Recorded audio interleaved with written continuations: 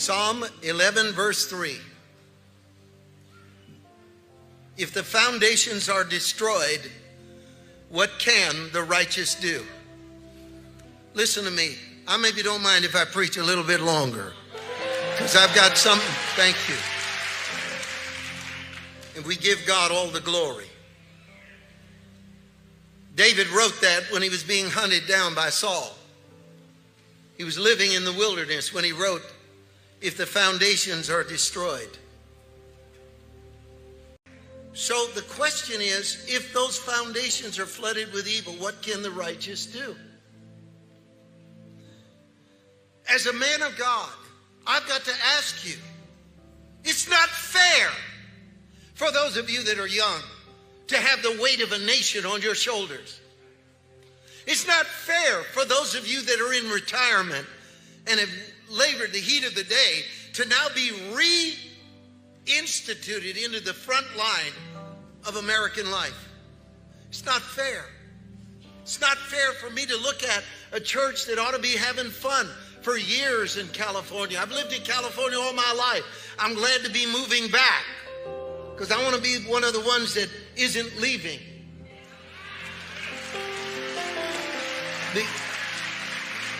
So when I say this to you, it's not fair. You have hopes and dreams and wishes, but so did they in 1941. And if they did not interrupt their lives, you would not have what you have today. So now it's our turn. It's our turn as a generation of American believers to tell our children, our grandchildren, you will have the freedom to go to church. You will have the freedom to say no. You will have the freedom to be safe. And we are not going to let the American dream die on our watch.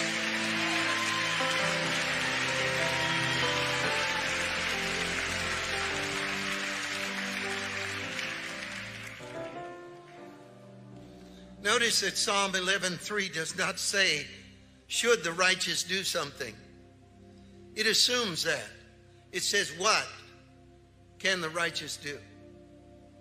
And that is where we divide the churches that will be here in the future with anointing and power and truth, and those that will go by the wayside and be the tumbleweed of tomorrow.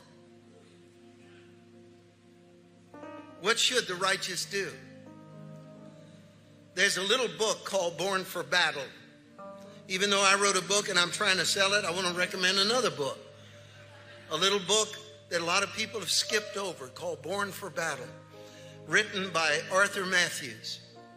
And in the introduction of this book, you would think he had lifted in a time machine to this date in August in 2021, where he's explaining why he wrote Born for Battle, why he wrote this book.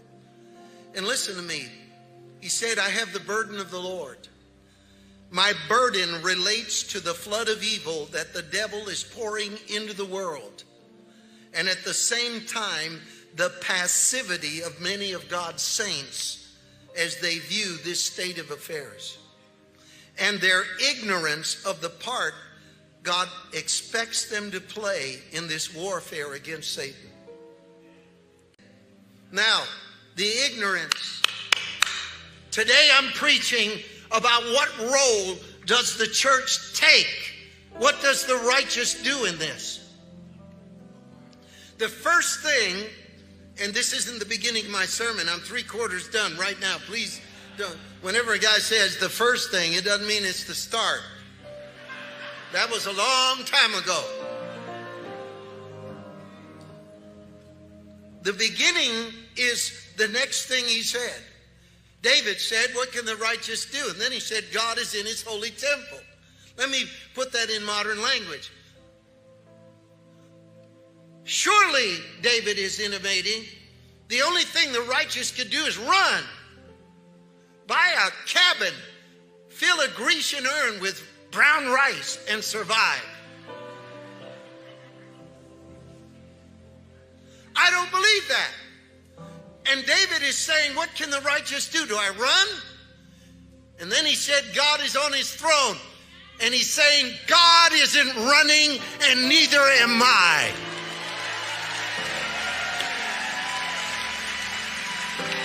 God isn't running and neither am I.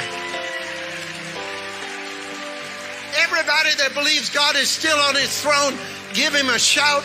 Give him a shout right now if you believe that God is still on the throne.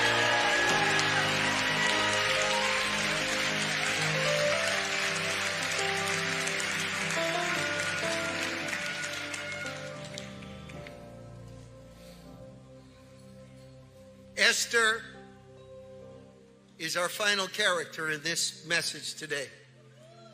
And Esther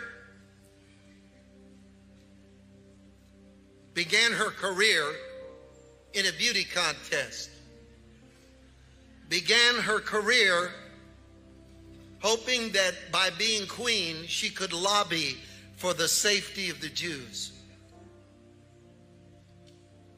The American church had a purpose for its existence.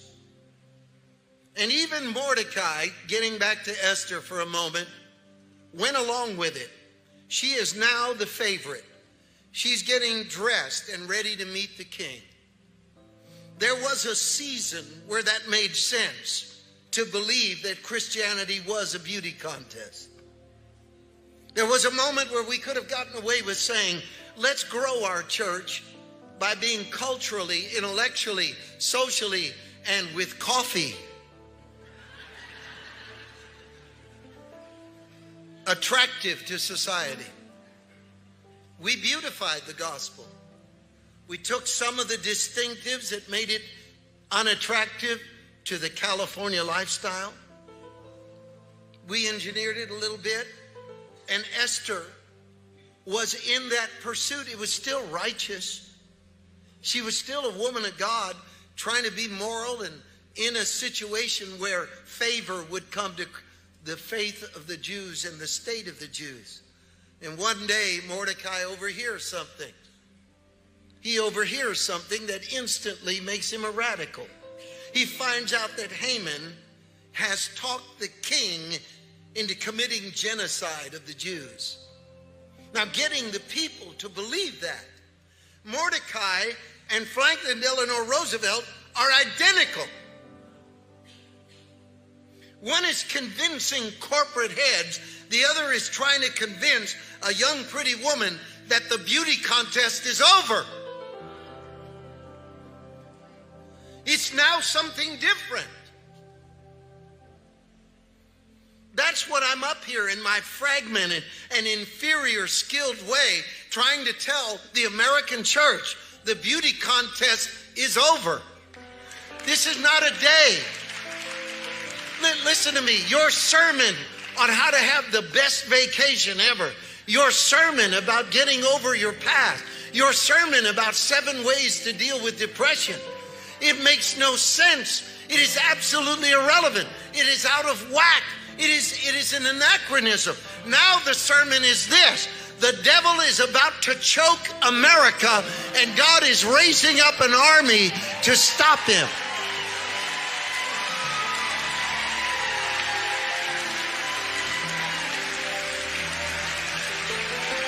Somebody help me right now.